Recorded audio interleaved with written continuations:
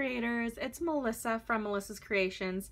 I have a special video for you today because it's a double whammy. We have two different projects that I am going to make for you. And this is part of the Color Inkspiration Challenge number CI26 on Facebook. Their challenge was to use certain colors in their scheme for the month of February, and I have Bermuda Bay, Emerald Envy, Tranquil Tide, and Sahara Sand. So I've tried to incorporate that in my projects as best as possible. And this cute little guy is a little pot. It's a little potted plant with some paper flowers instead of real flowers. I wanted a cute little accent to put next to my projects when I photograph them for you and my tutorials. And I thought that that was such a cute little accent, and I love the colors. So we have the Sahara Sand potted planter here.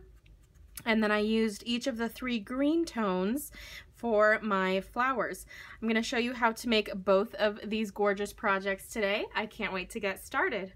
All right, we're going to start with our card today, and I am using several sheets of cardstock here. So I have my standard card base, which is 5.5 by 8.5, scored in the middle at 4 1/4. This is in Tranquil Tide. I also have a card mat in Sahara Sand, and this piece is going to lay right on the top of my front of my card, and it measures 4 inches by 5 1/4. And I also have a scrap of Bermuda Bay. I'm going to be using that to cut out my medallion.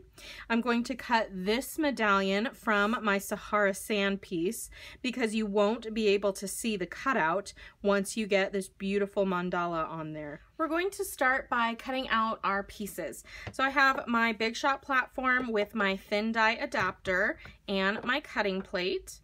I'm going to start by cutting out my Sahara Sand piece. So to do that, I am using the Eastern Medallions Thinlits dies, which can be bundled with the Eastern Beauty stamp set. When you bundle products, it saves you that 10%. We're also using the Layering Circles Framelits dies. So for my Sahara Sand image, we're going to grab out our first circle, which is this one here. My circles are all jumbled up. I don't have the card that they came on with the adhesive. I need to make a new one. So I'm going to put that right in the middle where I'm going to want my mandala placed. So I'm going kind of more so towards the center than towards the top of the card. And I just want to try and center that up as best as I can. So I think that is good. We're going to put our cutting plate on top and run that through.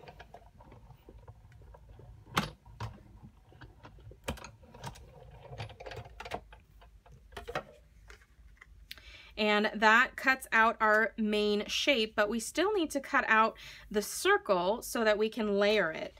So I'm going to grab out one of the circles from my Layering Circles Framelits dies, and I'm just gonna see which one is going to be the best fit and still give me a border. And it looks like that circle is going to do it for me. So again, make sure it's centered really well so it's even on all sides. And if you don't have a magnetic platform, you can just use a piece of washi tape or a sticky note to hold that in place as you go through. I'm living dangerously and very carefully, and I'm not going to use either.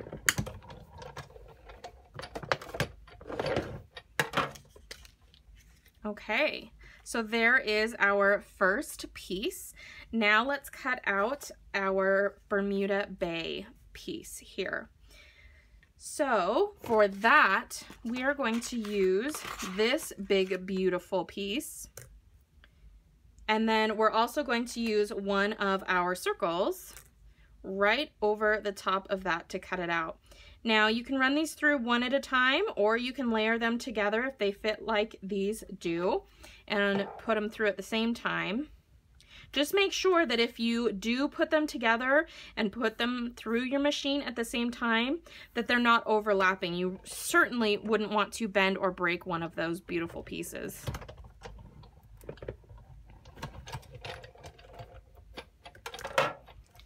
Okay.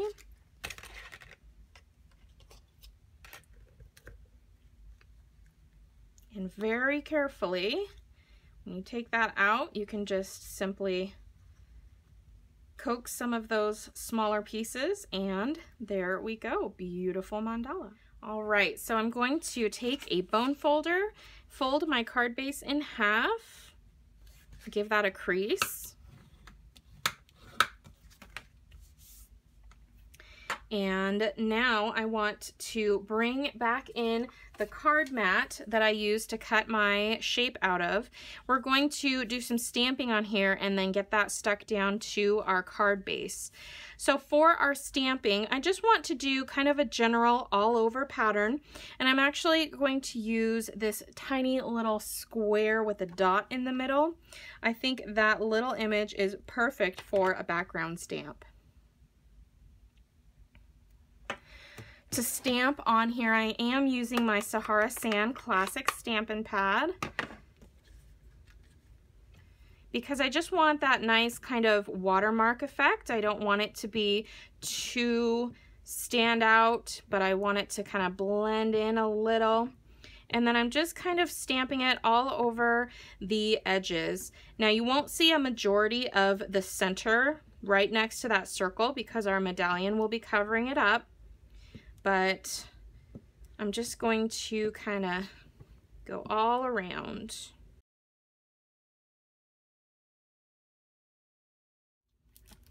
I have some of those gorgeous Eastern Gold vinyl stickers from the Eastern Palace suite. So we're going to dive into a few of those. Now, I have used all of the large circular images, stickers, and on this card and one other card that I made. So you can see here this beautiful sticker back here. I'm out of those, so unfortunately I can't recreate that on this card. However, I am going to add my border down here at the bottom. So I'm going to pick off one of these border stickers, and then we're going to line it up down here. And the thing about these stickers is they are the perfect length to go straight across the bottom of your card, and you can just wrap them right underneath, and they are very symmetrical, so you have the same amount on this side as you do on that side, and you don't have to cut in the middle. It doesn't look bad. It looks very beautiful. I'm going to stamp on my Sahara Sand piece here, and I'm using the Enjoy Today stamp. I used Thank You on my last one, but I wanted to kind of mix it up a bit. So we're going to stamp that again with our Sahara Sand.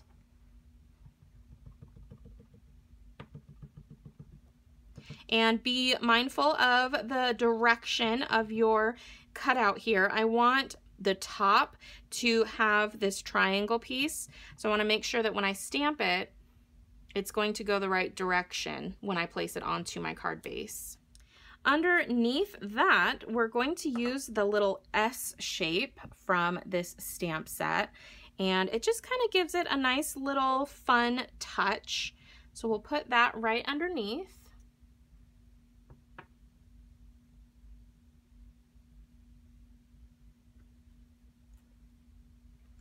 And I also want to use the dotted circles to kind of give it a border.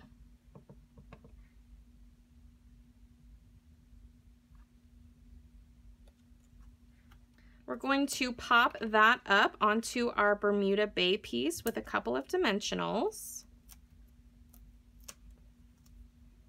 And again, mind the placement. I want to make sure that one of my points is at the top of my card. And one of the fun parts is getting to put this gorgeous metallic edged ribbon behind your mandala. So I'm going to take a little bit of fast fuse on the back of my mandala here.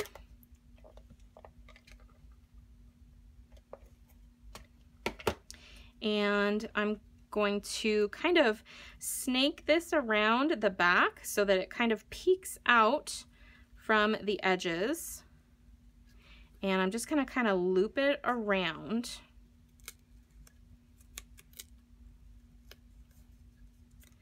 And then we're going to end off to the side over here.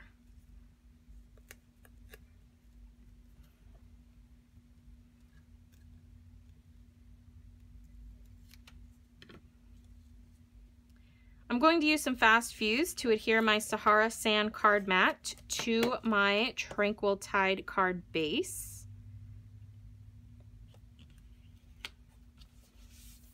And then I'm going to put my dimensionals directly onto the back of my mandala, and that will kind of help to hold that ribbon in place as well as pop it up on my card.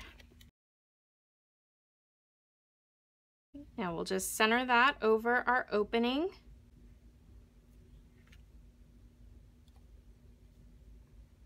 And trim off a little bit more of that ribbon on the left.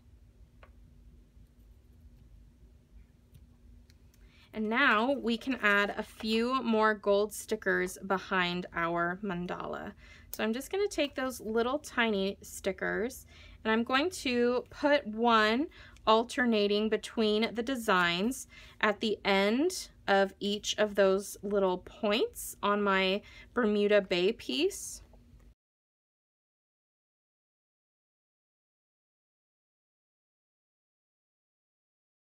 And I ran out of the alternating stickers, so I'm just gonna sneak this little sun one in. Hopefully nobody notices, but you guys will have firsthand knowledge of my sneakiness. So there we go. All right, our first project is done. Let's get into the cute little potted plant. To make our cute little potted plant guy here. He's just so adorable. I love him. We have some materials here. Now, this is definitely crossing into the realm of paper crafting because of all of these glorious little pieces of paper here. So I'm not going to go through the entire thing because it would take way too long for me to sit here and put all of these pieces together for you. But I'm going to show you a couple and explain how to make this fun little project. We're also going to make the pot portion of our plant. So I've cut out all of my shapes using the Mayflowers framelits dies, and just to give you kind of an image, I used this large flower to cut out 3 of my Tranquil Tide pieces. We used this little flower to cut out 3 Tranquil Tide and 3 Bermuda Bay. I used this fun, almost a star-shaped die to cut out 3 in Bermuda Bay. And then I used this kind of starfish-looking shape to cut out 3 in Emerald Envy and 3 in Bermuda Bay. Once I had those shapes all cut out, I took the corresponding ink. So for example, Bermuda Bay ink with a sponge dauber, and I went around and sponged the edge of each piece. So all these pieces are sponge daubed on the edges. That just gives a little bit more depth when you are putting these beautiful little flowers together. Some of the items that you're going to need to complete these paper flowers are a Stampin' Pierce mat or some other thick foam that you can poke your piercing tool through. Of course, the piercing tool, and a bone folder. So what I'm going to do is pick up one of my flowers and I'm going to break down the fibers in that paper. And by doing so, it will start to split your paper in half, which is a good thing. We want to peel the layers apart. So I'm just gonna keep doing this. And honestly, this is the part that takes the longest when you are working with these paper flowers. So it's something that you might want to do when you have a lot of downtime. Maybe you're watching a sporting event or television or some YouTube channels and getting crafty. This is a good activity to do when you have idle hands. So I'm just breaking all those fibers apart, twisting and turning that cardstock, and then eventually that cardstock will start to split apart. And you can see right here that I can very gently peel those layers apart. So I'm just gonna very carefully work my way around, being careful not to rip into the main image of the flower, and then they will just come apart. And you can have this fuzzy texture side of your paper rather than the smoother side that will come through in your project. So I'm going to finish these other two pieces and then we will get into assembling the flower.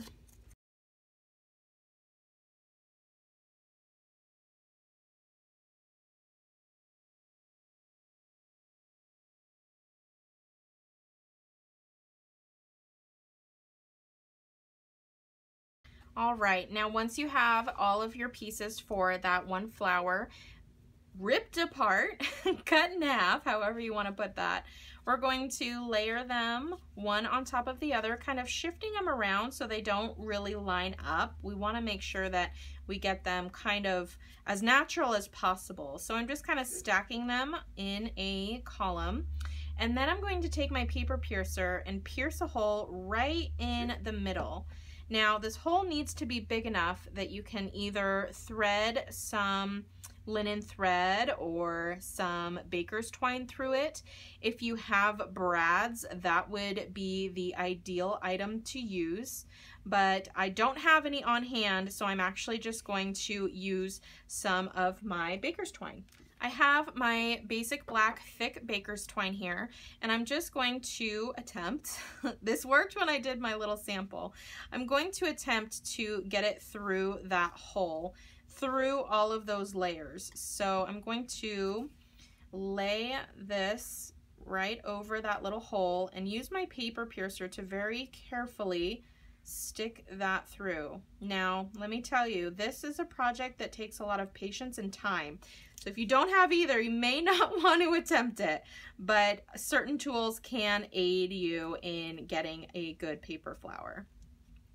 So I'm just gonna shove all of that in there, and as soon as I see it poking through the back side very carefully, so you don't poke yourself with that paper piercer, I'm gonna pull the rest of that thread through.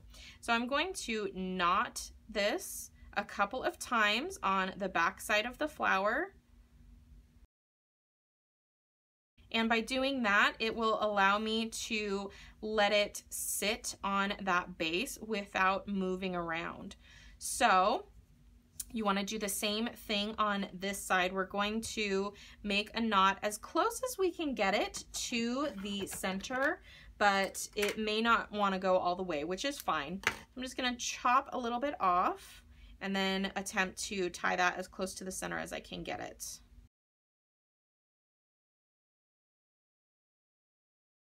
So I'm just going to trim off the tail on the top. Now I'm considering the top to be where my flowers are fuzzy. That's the inside of the cardstock. And we're going to start with one layer, and we're going to work this one layer at a time. So I'm going to fold the first layer in half and then kind of crunch it up and crinkle it towards the center so that you have the start to your flower. You're going to take each layer one at a time and crinkle it up and around that previous layer and just push it together. You don't have to be Superwoman, you don't have to do it too tight, just enough so that it kind of holds its shape when you let go. And then make sure that you're not folding it the same direction each time. You kind of want it to do its own thing and look like a natural flower. Okay, 2 more layers here.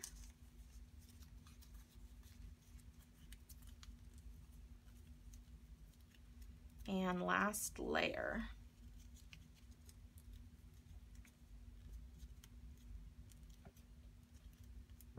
All right, so now you have what kind of resembles a flower bud, but where it really comes together is when you open it back up slightly. So you're just gonna take your thumbs and just kind of work it around until those petals start to bloom out a little bit and how it looks how you want.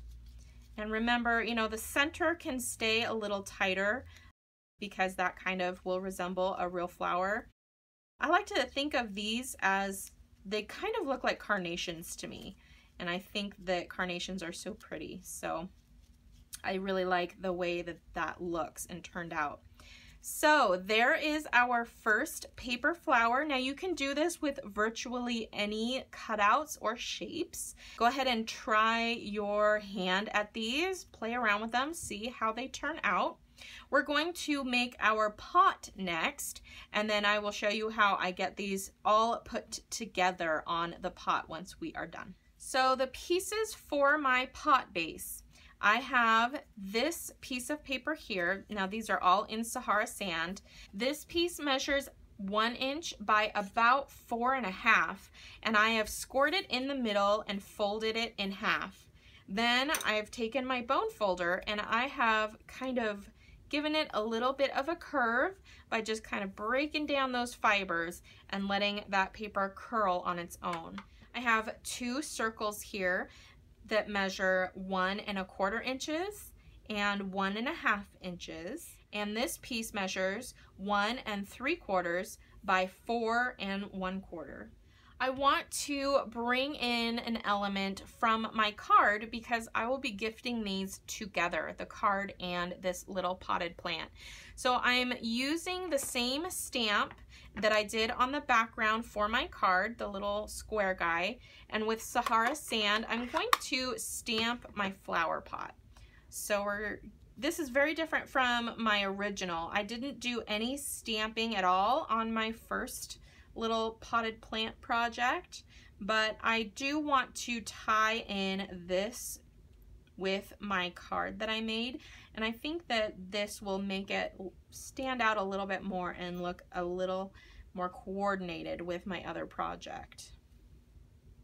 I'm going to do the same thing on my, this is essentially the lid or the lip of our plant here.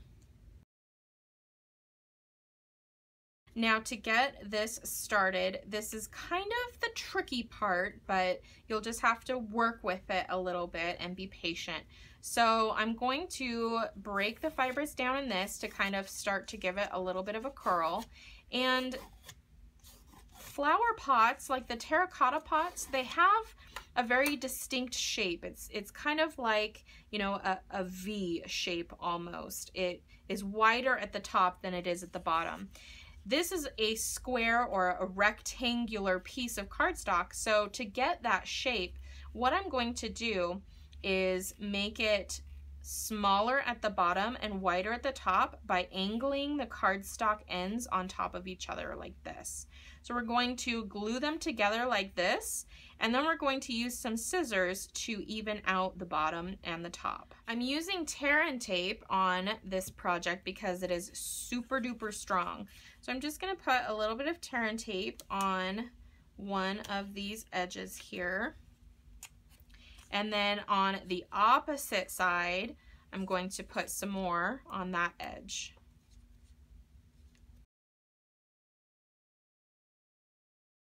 Okay, so now we're going to do that same technique. I'm going to make it bigger on one side and smaller on the other by crisscrossing those. So you can see I have almost those 2 corner edges touching, almost, and then down here they are very far apart from each other. So that gives us kind of that V-shaped item there. Now I'm going to take my paper snips and I'm going to try my best to kind of round that out so it's even on both sides. So we're just gonna kind of turn it as we trim that top and get it as smooth as possible. It doesn't have to be perfect. You're not going to see it, but we want it to kind of be as flush as we can get it. So I'm going to do the same thing with the bottom. The bottom, I think, is just a little trickier, but the main point is that it stands up flat as you can get it when you stand it up. So see how it has that rock to it? It's not quite level. So I'm going to kind of see where I can trim off a little bit more. All right, that looks pretty good. Now we're going to put the lip of our pot on, and this is going to go on the top of our pot, so that's the wider end. And you have this piece that's folded in half. The open edge, you want to be at the top of your pot because that will be covered up by our flowers when we get our flowers put on. So we're going to use our tear and tape on this as well. So we're going to put that tear and tape right on that open edge on the back side. Now this is going to be longer than we actually need, so we'll be chopping a little bit off. So here is the front. The fold is down here, the open part is up here, and my tear and tape is at the top where the open part is on the back of this piece. Now you want your seam to be as close to the back as possible where this joins. So I'm going to start there. I'm going to put this just like that so that I know the front of my pot will be nice and flush and look very, very pretty. Okay, so we're just gonna go all the way around until we get back to the start. And you can see it almost goes around perfectly. We just need to trim off a little bit.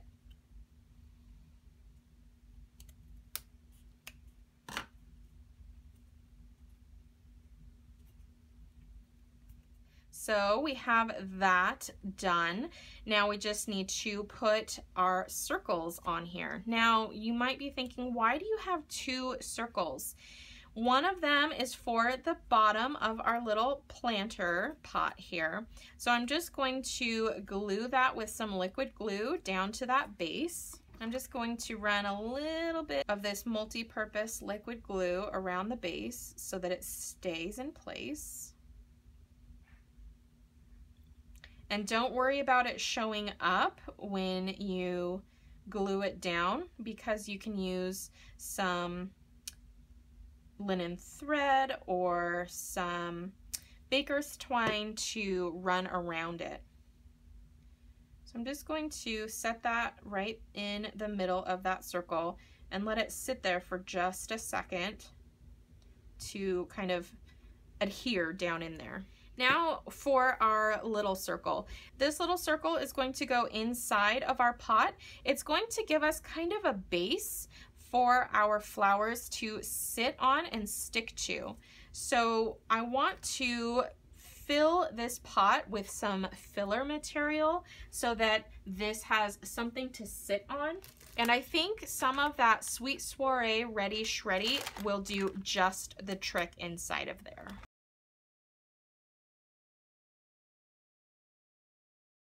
This stuff is so fun, I don't want to stop playing with it. But I think that is plenty. All right, now using the back of my paper piercer, I'm going to kind of start in the middle of that circle, and I'm just gonna kind of push and circle out. I want this to kind of have an indent in the middle.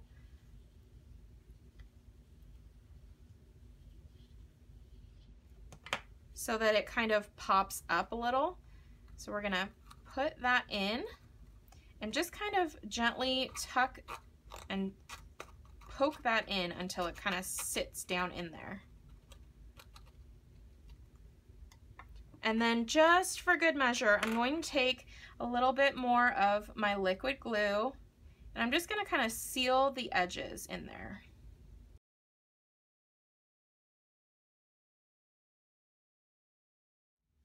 Okay, and then just let that hang out and sit just for a few minutes until it dries a little bit.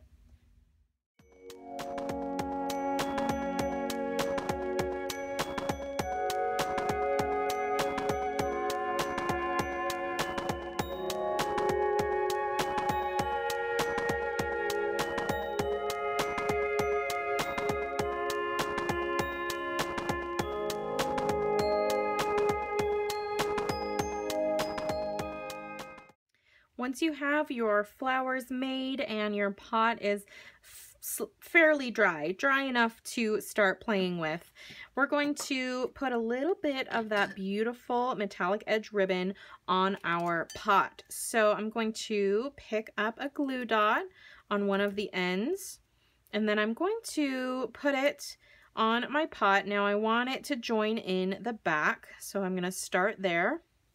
And then I'm just going to wrap it right around and trim off so that it meets in the back.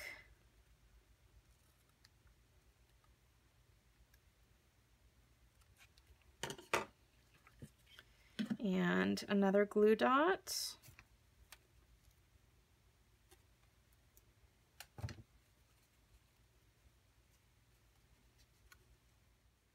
Okay, so now we have a nice matching base. And now I want to make just a little knot to go on the front. You could do a bow as well, but I think a knot would suit this little project really nicely.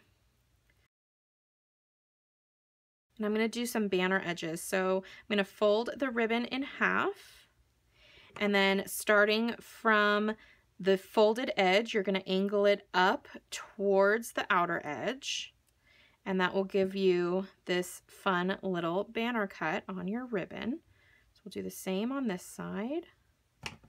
Fold it in half, go from the folded edge out, up towards the outer edge, and we'll use a glue dot to put that down.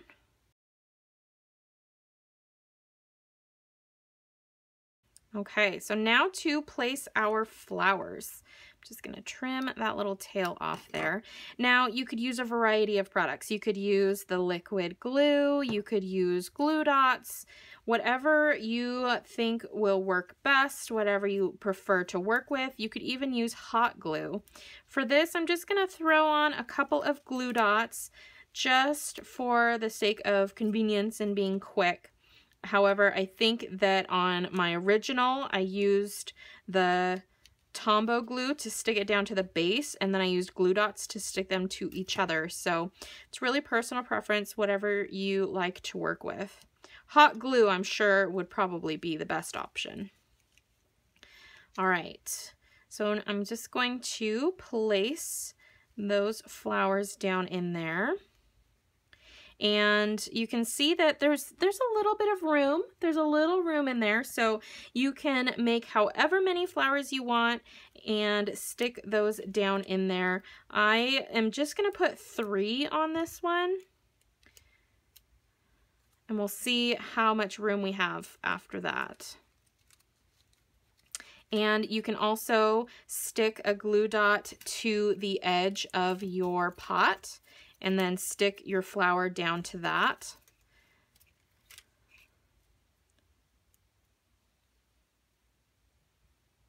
Just to kind of help hold it in place and get them to stay where you want them to.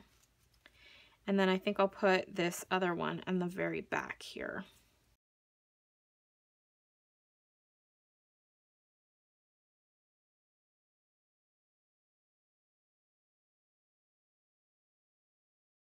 And there it is. Super cute. And there we are, creators. There are our color challenge projects today for the Color Inspiration Challenge number 26. I hope you enjoyed. If you did, please give the video a big thumbs up. Hit that subscribe button if you haven't already to be notified of future videos. And leave me a comment. Let me know what you thought of this video today. Did you enjoy this 3D project? Let me know in the comments if you did so that I can make more tutorials for you guys. You can get all the supplies that you need to create these projects on my website at melissascreations.com. Just click on Shop Now or find this coordinating blog post by clicking on the link in the description box if you're watching this on YouTube. And you can see all of the materials I used. Click on one of those and it'll take you directly to my online store. You can also follow me on Facebook at facebook.com/mcreations and on Instagram, Twitter, and Pinterest with the handle at mcreations. Thank you so much for joining me today for this challenge. I hope you enjoyed, and I will see you on the next video. Bye!